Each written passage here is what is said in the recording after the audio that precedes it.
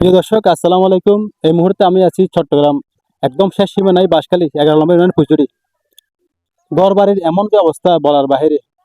গড়বাড়ি একদম বিলীন হয়ে গেছে। দেখেন গড়বাড়ির কি অবস্থা।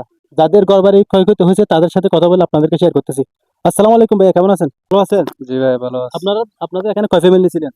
এখানে ছিল 4 ফ্যামিলি। এটা 4 ফ্যামিলির জায়গা ছিল। আপনারা কোনো সহযোগিতা পাইছেন, আর্থিক সহযোগিতা বা ত্রাণ পাইছেন? না না ভাই, কোনো সহযোগিতা কিছু পাইনি। পাইনি। না, না। আপনাদের এলাকার নামটা একটু বলেন। পূর্ব ফুচুরি 5 নম্বর ওয়ার্ড না হইতাবি। নাপিতাবি। এরকম যে গড়বাড়ি বিলীন হয়ে গেছে, কোনো এলাকার মেম্বার চেয়ারম্যান কেউ আসে না? না না ভাই, এদিকে কেউ আসে না, পাবলিকে আসে দেখে যায়। মেম্বার টেম্বার আসে নাই। তহিদ ভাই, আপনি কিছু বলেন ভাই। না, আমি তো এমনি জাস্ট আসলাম। আজকে কিছু প্রোগ্রাম ছিল ত্রাণ বিতরণের, পণ্ডিত কাটা রোটারি ক্লাব থেকে ওইটা হয়েছে, এবং আমাদের সংগঠন পুষি নির্বাচন সোসাইটি থেকে আজকে ওদিকে একটাই 3খানা হেডের রুম মাদ্রাসায় কিছু খাবারের ব্যবস্থা করা হয়েছে 60-70 জনের।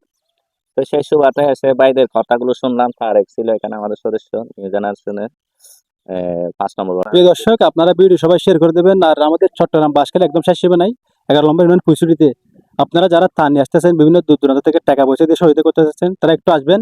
মানবিক কাজ করার জন্য আমাদের বাইরের সাথে যোগাযোগ করবেন।